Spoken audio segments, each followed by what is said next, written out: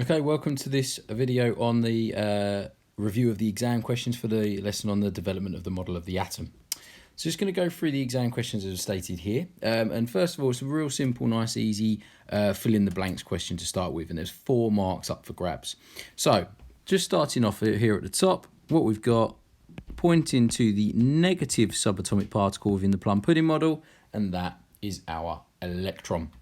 So what I've done with this is I've come over here because I think it's always good to do the ones that you think are very simple to begin with, and then that narrows down your options afterwards. So this one, pointing to the centre of the nuclear model, is obviously our nucleus.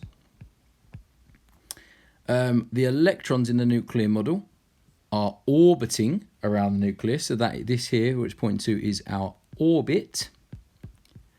And then over here on the Plum pudding model, the pointer is pointing to the overall whole part of what we've got there, and that therefore is the overall atom. Okay, so there's 4 marks up for grabs.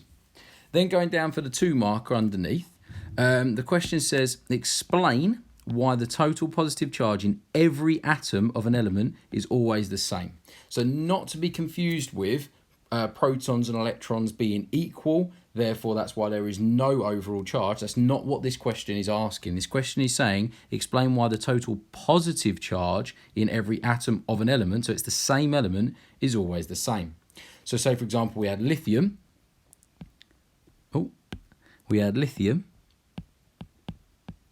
And that question is asking why does an atom of lithium always have the same positive charge, okay, overall.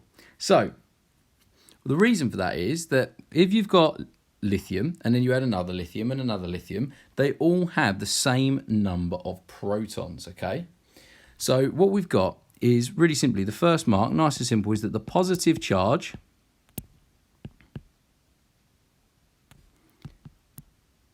comes from the proton. So it comes from protons. So that's your first mark. You clearly letting the examiner know you know where the positive charge comes from. And if you've got an atom of the same element, which is what they say here, every atom of an element has the same number of protons. Okay, so that's your second mark there. Nice, simple, but that's 6 marks in an exam that could change your grade. So just scrolling down onto the next question here, the nice little compare and contrast question, 4 marks up for grabs.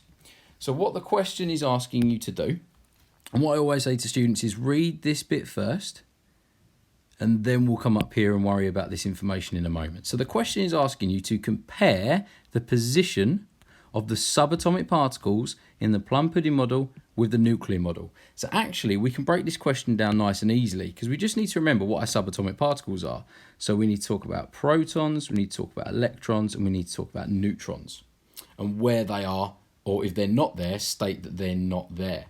So starting off first of all, if we think about talking about the protons first of all, okay, in the Plum pudding model that you'll see here, there are no protons. Okay, there isn't a proton present within the Plum pudding model, but what there is a ball of positive charge. So in the, I'll tell you what I'm going to do. I'm going to split this down the middle for you. And we're going to talk about the Plum pudding model over this side, and we'll talk about the nuclear model over this side. So the Plum pudding model, no protons. Oh, goodness me. But a sphere of positive charge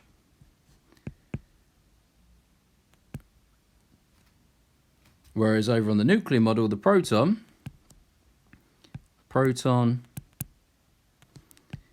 is in the central nucleus. Okay, so nice and straightforward. So there we've got our first mark ticked off because we spoke about our protons. The next bit, we'll talk about our electrons. And you can do this as the exam question, guys. You can, because you're comparing the position of it, you can do it in this way. You don't have to write it in sentences with connectives, etc. So in the plum pudding model, you can see that electrons are scattered or dotted around randomly. Let me make that look like a word. Are scattered. Oh God. What's going on with my writing? All are scattered randomly. Okay. Whereas in the nuclear model, and you remember this from Niels Bohr, and we spoke about this in a previous video, electrons are in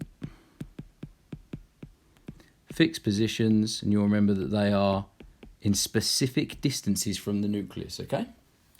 Excellent. So that's our electrons ticked off. Now we can talk about our neutrons, and there's 2 more marks up for grabs. So with our neutrons, the first thing to think about is the one that's missing, so our neutron. Well, that's positioned in the nucleus, okay? So our neutron is positioned in the nucleus. Now, when you look at the plum pudding model, 2 things come to mind. There isn't a nucleus, and there also, in the plum pudding model, isn't any neutrons. So for the plum pudding model, no nucleus and no neutrons. Whereas in the nuclear model, nucleus in the centre, it's where that mass is concentrated. In the centre, neutron located in the nucleus. Okay, so there we've got all 4 marks there, nice and simple, but we've not stressed out about having to write in sentences and connectives. We've split it down the middle, and we've clearly shown a comparison between the plum pudding model and the nuclear model. And just going on to this last question here. So, explain why, and again, I'm asking you to go to this bit first, and then we'll come up to this bit if we need it after. Explain why scientists replaced the plum pudding model of the atom with the nuclear model of the atom as a result of the experiment. So this is an experiment we're talking about in 1911 with Geiger and Marsden. And there's also an experiment, the same experiment that has been discussed with a gentleman called Ernest Rutherford, who completed the same experiment. So there's 4 marks up for grabs. And we need to talk about actually what happened in this experiment. So you'll remember talking about previously, quite a few times on other videos, this idea of alpha particles, okay? So we've got an alpha source, as you can see here, okay?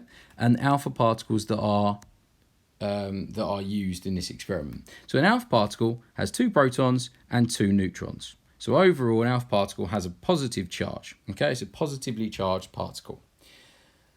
Now, some different things occurred with this, okay? So one of the first things that we need to talk about is that the alpha particles, the vast majority of them, let's put that in there, alpha particles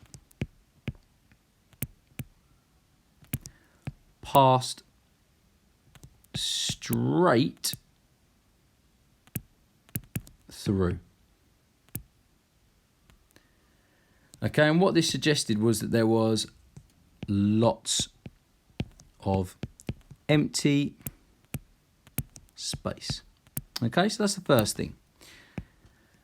Then, what we also had was some of the alpha particles actually hit something within the thin gold sheet and bounced back. They deflected back. Okay, so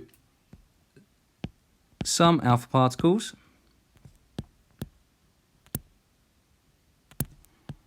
bounced or deflected back. Okay, and what this told us was that there must have been something tangible, something real there in the centre, and that was the first time that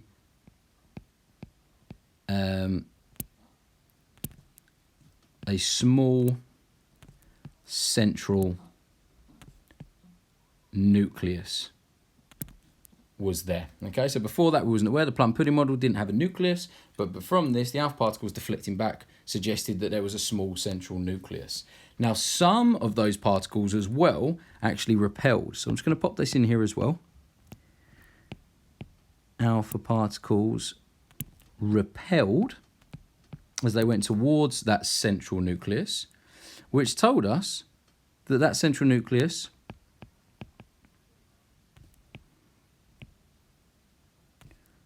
was positive. Okay? And the reason for that, as I've stated already just a moment ago, our alpha particle that we've got here is positive. And as it went in, so as it shot in towards the gold foil, it came out and repelled away. And what that showed us, that if that repulsion was occurring, because we know the alpha particle is positive, that central nucleus also must have been positive. So far we've got 3 out of the 4 marks. The final one, as the question says, explain why scientists replaced the Plum pudding model of the atom. And really simply, guys, just to get this 4th mark, you need to make it clear that these results that were found were not consistent with what the Plum pudding model was.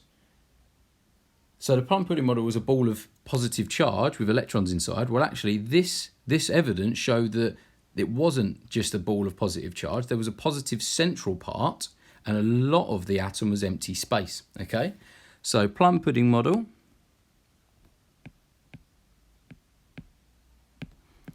not consistent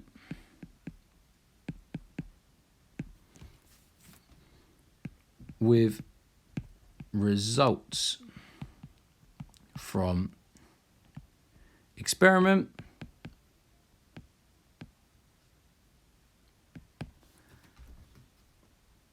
as Plum pudding model, I'm just going to shorten that to make sure I can fit it in, was sphere of positive charge